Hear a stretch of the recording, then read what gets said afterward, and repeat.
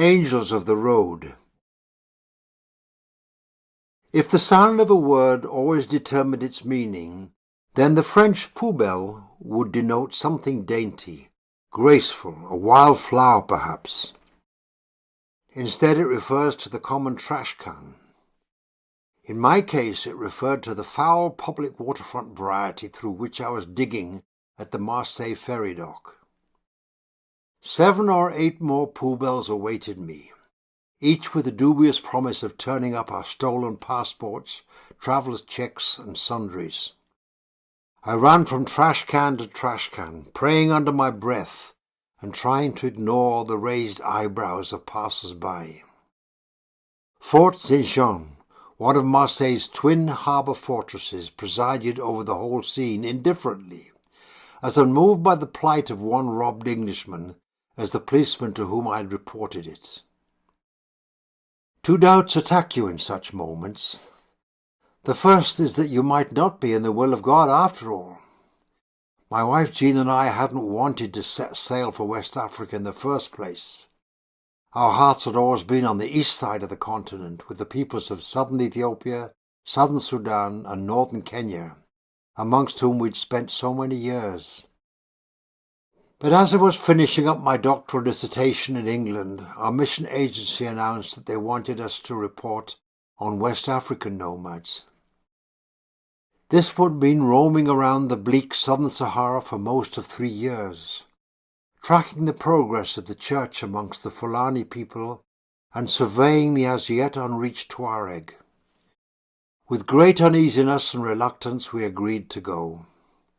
After years of last-minute requests, reverse decisions, and spontaneous relocations, we decided that we wouldn't refuse an assignment.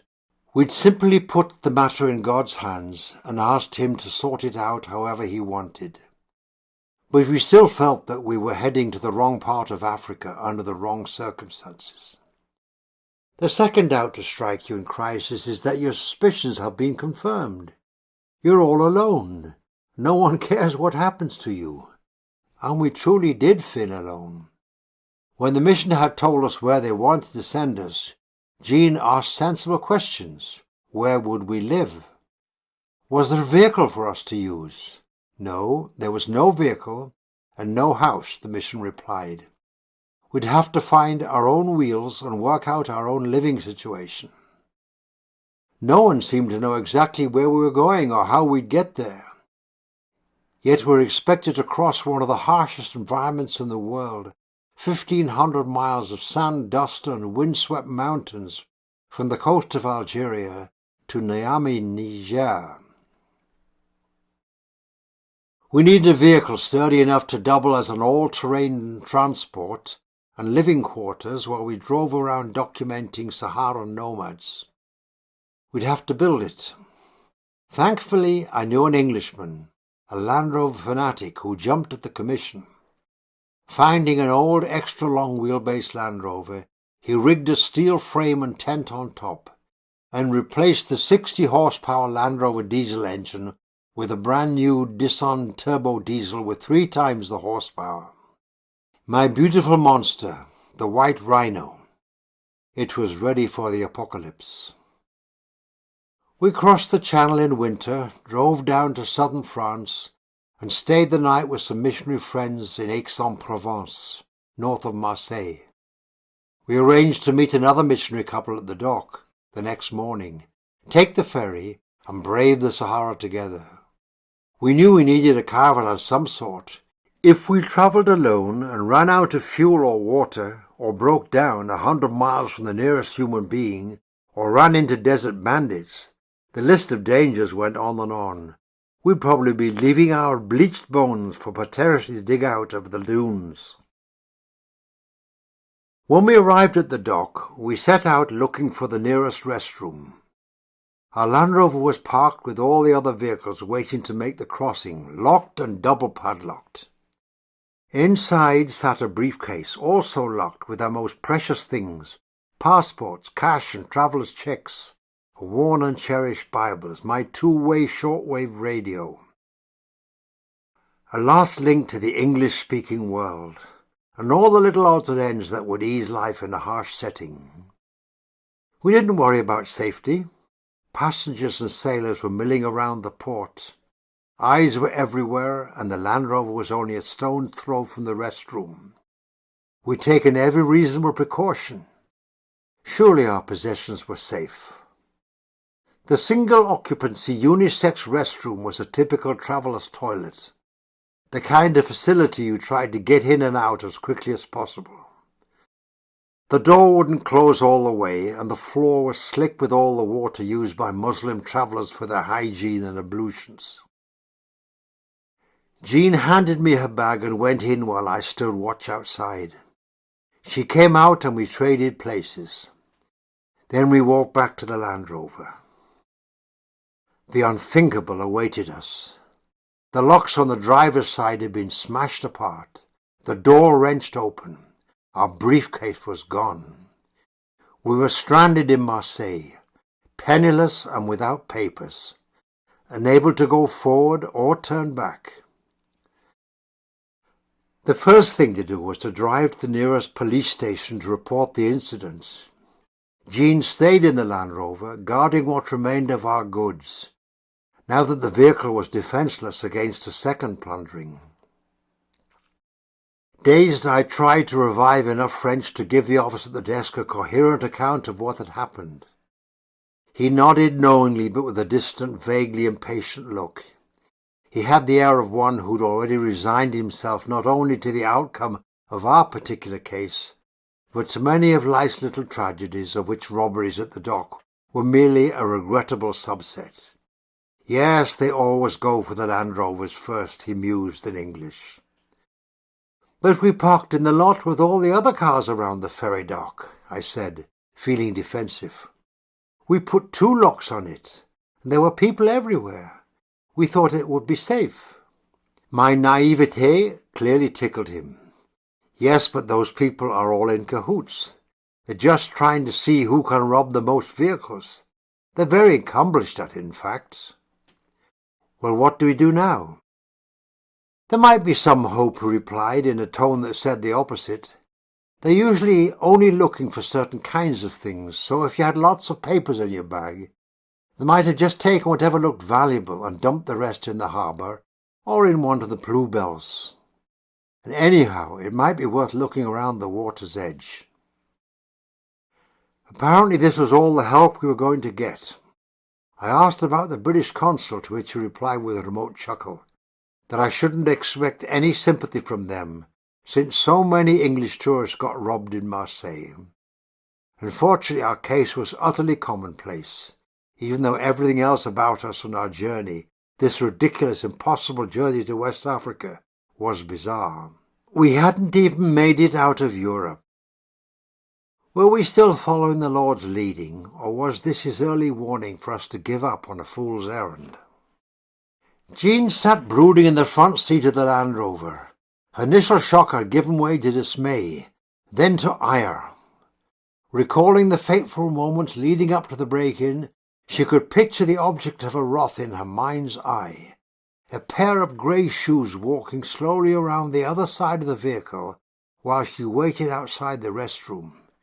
She couldn't remember the culprit's appearance, only the grey shoes. She looked at the little calendar on the dashboard, which offered a Bible verse for each day of the year. Today's was, "Ask whatever you want, and I will do it." A blank cheque. Jean began praying every curse she could think of on the man in the grey shoes. Diarrhea, vomiting, headaches, insomnia. A few minutes of unrestrained fury passed as she called down fire from heaven. There was a lull in the curses as she groped for more. God spoke to her. "Have you had enough?" "Yes," she said, suddenly realizing that she was drained. Taking a pen, she amended her petition by writing a list of all the things we need to get back to resume our terrible voyage. She was still writing her wish list when I returned glumly from the police station. "Jeanie, it looks very unlikely that we'll ever see those documents again," I said, "but I'll look around the edge of the dock and see if I can find anything." I commenced a fruitless search between trash cans. I peered over the edge of the dock at several points, scanning the water for any soaked papers. Nothing appeared besides the usual debris bobbing around the harbour. I grew more and more disconsolate with each pool. The shadows lengthened, my hunt seemed increasingly hopeless. Lord, I prayed, we're completely stuck. We've got no money at all, no passports, nothing. We can't even buy fuel to get back to England. If you want us to go ahead with this trip, you'll have to intervene. The ferry had long since left. Presumably so had our travel companions who we never even seen. The white rhino, sitting alone in the dockside parking, looked forlorn and neglected. One door battered from the forced entry. Its owners weren't faring much better. I'd finished my rounds of the pool bells. Now what? I turned around and walked slowly back to the Land Rover, trying to think of something reassuring to say to Jean. At that moment I was accosted by a man so dirty and dishevelled that he was almost picturesque, their very image of homelessness. His belly protruded beneath a filthy shirt, and grime had mixed with his natural complexion, whatever that might have been, to produce a swarthy shade. He smiled broadly, gave his cheeks a demonstrative up-and-down rub, and cupped my face gently between both hands, stroking my beard. Then he pointed to a cardboard hovel near the dumpster at the end of the dock and gestured for me to follow. I found this strange and strangely hopeful. Parlez-vous français? He shook his head. Anglais? He shook his head again, gestured again for me to follow. I glanced around nervously. Who knew what this man was up to? On the one hand, following was risky, but on the other I had nothing to lose. I was ready to latch on to hope from any quarter.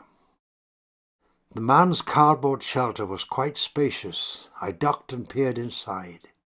He'd gleaned all kinds of things to furnish his home, all the world's discarded goods. Which were functional and which decorative, only he knew. But there at the back of the pile was our briefcase. How did you find it? He beamed again. He picked up the briefcase, shaking it lightly as if to show that it was still full, and then pantomimed the story. This is what I gathered. He'd been rummaging through the neighbouring dumpster, where he could usually scrounge up enough discarded leftovers for his daily bread, when he dug up an empty cement bag in which something heavy had been concealed. He thought it was food. Unwrapping it, he found our briefcase, and inside it my passport. He studied my bearded countenance and decided compassionately to wait for me to walk by. Thank God for this angel, this messenger in heavy disguise. He reeked, but I was overcome with emotion. I put my arms around him in grateful embrace. We walked back to the Land Rover, where Jean still sat in prayer, clutching her list of missing things. I caught her eye through the windshield. She looked between the man and me, confused. I hoisted the briefcase off over the hood and dumped its contents out for her to see. Jean burst into tears. We were missing the loose bills, our traveller's checks, worthless to anyone else anyway, a hairbrush, a few non-essentials, but our passports, Bibles, and all the other items on her list were safely back in our possession. It was everything we needed to keep going. The only item I knew I'd really miss was my shortwave radio. I felt a twinge of sadness when I thought of the soothing timbre of newscasters' voices I'd have to do without the BBC for the next few hot, lonely months. And here Gaunt demonstrated his concern for the little things. After recovering our briefcase, I had the numbers of the stolen travellers' cheques in my diary, so I called American Express to receive the happy news that we could collect all the money we needed to cross the Sahara from a bank in Marseille the next morning. Praise the Lord. We called our missionary and friends in Aix-en-Provence, who were more than willing to host us for another night, as we waited for the next evening's ferry. The following day we drove back to the port and prepared to board. Our nerves were beginning to settle after the initial shock of being robbed. The ferry lines had a generous luggage policy. Anything you could haul on board could make the crossing, and we laughed at the sight of other passengers stretching this proviso to the limit. One family had somehow secured a Volkswagen Beetle car upside down of another one and was pushing their ponderous freight up the ramp into the belly of the vessel. As we were boarding, we noticed two men taking the door off a nearby car and replacing it with one of a different colour. What on earth were they doing? It suddenly struck me that the rock-splitting hammer and chisel they were using to tear the hinges off could smash open anything. These were, no doubt, the same type of instruments, perhaps the very same ones, that had been used to knock the locks off our Land Rover the day before. I made sure to leave no gap between the white Rhino and the vehicle beside it when we pulled into the ferry's dark innards. When we'd checked into our little cabin, we repaired to the dining room for dinner. We shared a table with two of the only other Europeans on board, an elderly mother and her middle-aged son, Marcos. Through a mixture of French and broken English, we discovered that they were Austrians. Marcos had been working on a major road construction project on the outskirts of Algiers, and his mother was visiting him on site. I fumbled my way through a narration of our incredible experience with the stolen bag, during which the shortwave radio came up. "You know, I have one at my camp, actually," said Marcos. "Why don't you borrow it? I have a TV there, so I never use it anyway." "That's very kind," I replied, "but we won't be coming back this way." "It doesn't matter. If you ever pass through Vienna, just return it to my mother." Jean and I looked at each other. "Really? It might be 2 years before we go that way." "That's fine. Anytime at all. I'll take you out to my camp so we can get it," he said cheerfully. As Providence would have it, the quest to retrieve the radio also saved us from a paper labyrinth. When we disembarked the next day, we found that Algiers was a place of utter mayhem, a special variety that can only spawn in a climate of highly developed bureaucracy. For the average traveller, trying to find the proper route through customs, vehicle registration, and so on, and getting the right papers and stamps to pass the French and Algerian police posts, could easily take 2 or 3 days. Thankfully, Marcus knew the scene. "I have my local agent with me," he said, "and he knows how to navigate this mess. We'll drive through about 5 different sections of the port, so stay close behind me in your vehicle. We'll be through in no time." Jean drove the Rhino while Marcus's mother led the charge in their Volkswagen. The agent who ran ahead on foot apparently knew which desks to visit, which officials were obliging and which surly. He guided us through a dizzying array of checkpoints and barricades, each one adding stamped papers of various colours to our already hefty collection of documents.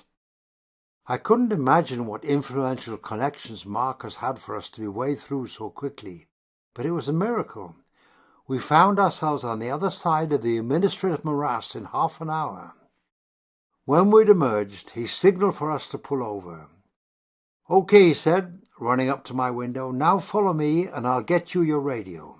He switched places with his mother in the driver's seat, tore off through the city streets at a murderous pace, forcing me to imitate his reckless weaving to keep up, as if his van was a harpoon whale and we held the rope.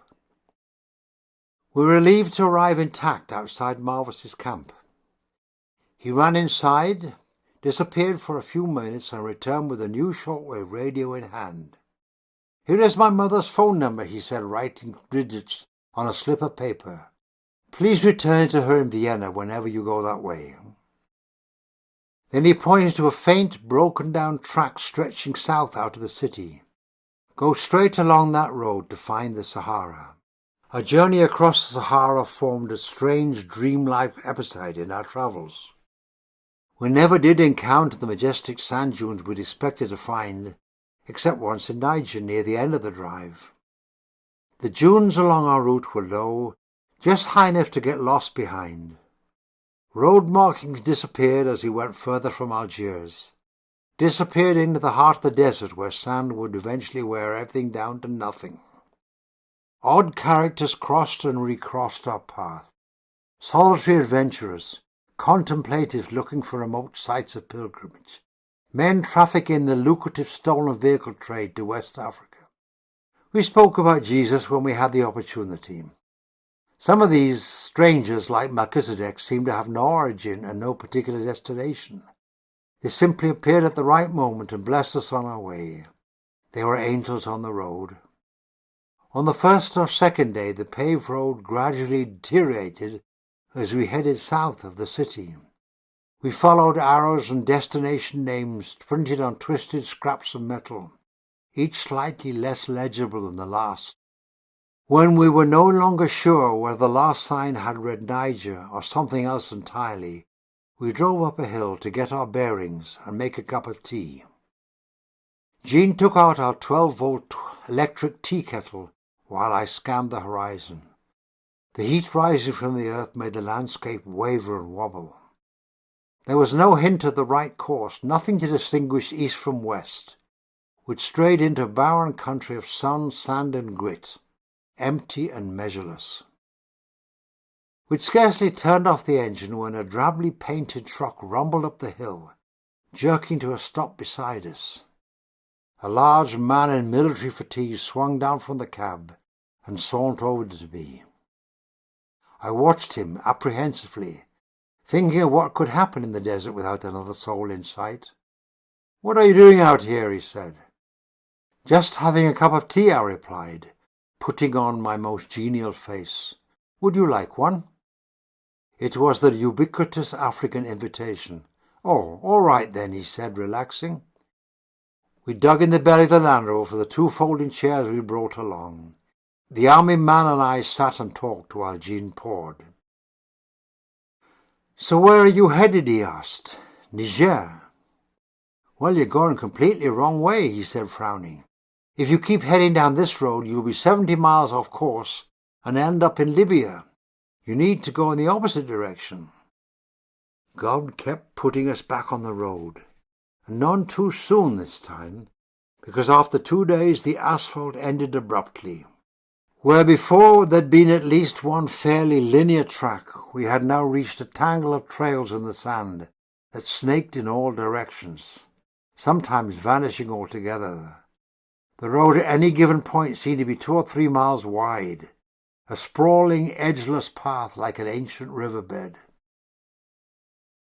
Every 200 miles or so a small town interrupted the desolation, giving us a chance to buy fuel. Spending the night out in the wilderness could be risky.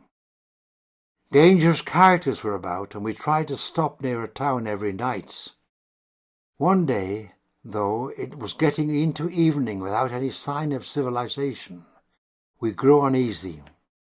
Eventually we came up behind a heavily loaded truck. Suddenly the Land Rover's headlights began to flash on and off.